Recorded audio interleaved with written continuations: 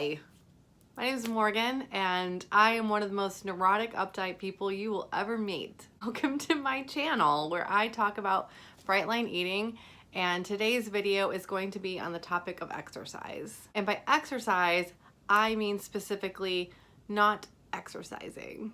Exercise is actually not recommended during the weight loss phase of bright line eating. This is actually unheard of within the sphere of the conversations around weight loss. Everyone says diet and exercise, diet and exercise, diet and exercise. And Susan Pierce Thompson actually recommends that you, quote, put on bunny slippers during that phase of taking excess weight off. Despite this going against the grain of all popular advice out there, she actually has some really good scientific reasoning behind it and can back it up. So I'm going to put some of those videos linked down in the description box so she can explain the aspect to you. What I want to talk about in this video is our discomfort and resistance to the idea of rest. I actually wasn't going to do a video on this because I didn't know if anyone else could relate to it. I kind of thought, well, I'm in neurotic crazy town population 1 and no one is gonna really understand because I'm just a weirdo. Earlier this week, a coworker of mine brought me a book she thought I'd be interested in reading that she recently finished. And it is called How to Do Nothing: Resisting the Attention Economy. But what really got my attention, a New York Times bestseller. Maybe I'm not the only person that struggles with the concept of relaxing and resting. Maybe this nagging guilt I have in my head when I try is a big steaming pile of garbage that is our societal programming that doesn't even belong to me and it needs to be put down. In my past experiences with trying to lose weight, I punished myself. I believed that I deserved to suffer for the weight that I had gained, and I was not going to rest. I was going to pay penance for the weight that I had gained, for my appearance, for my pant size, and for the number on the scale. In fact, when my pants got too tight when I first started to gain weight, I refused to buy more pants. They got super tight and they were super uncomfortable, and I was like, nope, you do not get new pants, Morgan. You are gonna squeeze into these and be miserable and uncomfortable because you do not deserve to have comfortable pants because you're getting fat. Spoiler alert, that approach didn't work. And in fact, it was just completely bonkers. It was actually pretty counterproductive now that I think about it. In my first video, I talked about how if this program and hearing about it all resonates with you, that now is the time, and that right now more than ever we needed people showing up in a loving, compassionate way as our true, authentic selves.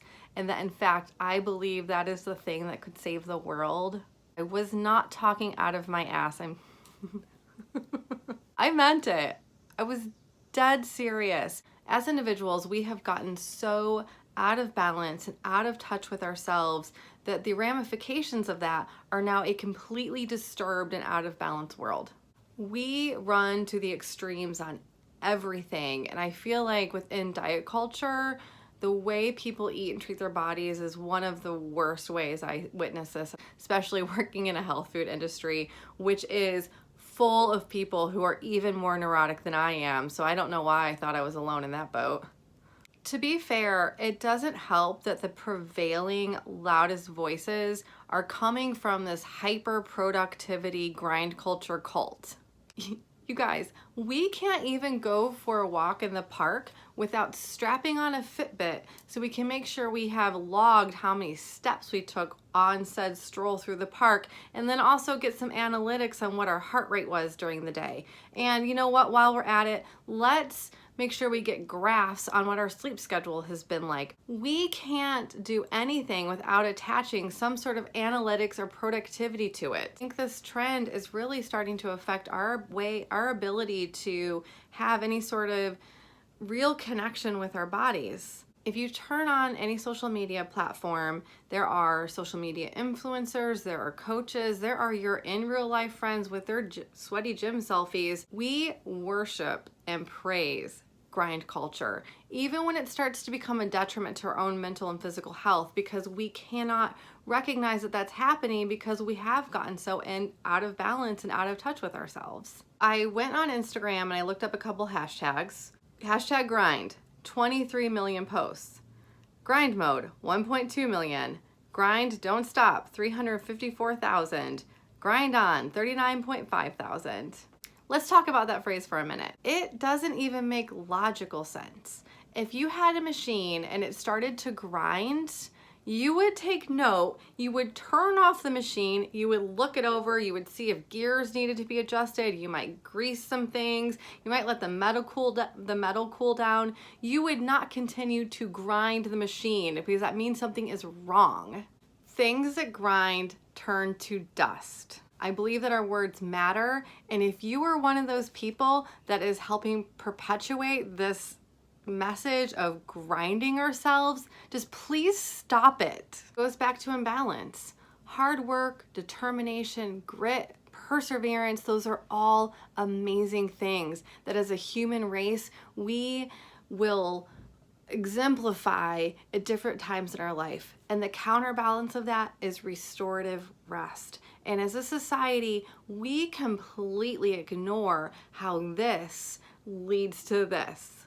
But if you want to rest, there are some people who will definitely make it a commodity and try to sell you something. They'll sell you a vacation, they'll sell you a spa day, they'll sell you some bath salts, they'll sell you an essential oil burner. Believe it or not, you deserve and do not have to earn and can just rest without having to pay for it. And there's a chance that you'll go on that vacation and in the back of your mind, you're not going to be enjoying it and you're going to be feeling guilty about the things that you're not doing because we're all being brainwashed by the frickin' hyper productivity grind culture cult. Exercise is a good thing. Exercise for the sake of our mental health, for moving our bodies for cardiovascular health. You know what? Not even that. Moving our bodies for the sake of joy because we want to have the vitality and the stamina to dance and to play and to have fun. There are good reasons to have physical fitness in your life. Weight loss is not one of them because actually it turns out it doesn't really help for that. And there are a boatload of very loud voices that are going to push you to be hyper productive, and there are hardly any that are going to tell you that resting is okay, resting is good. There's only one that I'm aware of, and that's the nap ministry. When I first discovered the nap ministry, my first thoughts were, oh my God, I found my religion. Ministry was founded by Trisha Hersey, aka the Nap Bishop, in 2016, and this woman is the activist that our society needs right now. I wish that this video could be more of a tutorial for me on how to unplug from this brainwashing that we are all experiencing.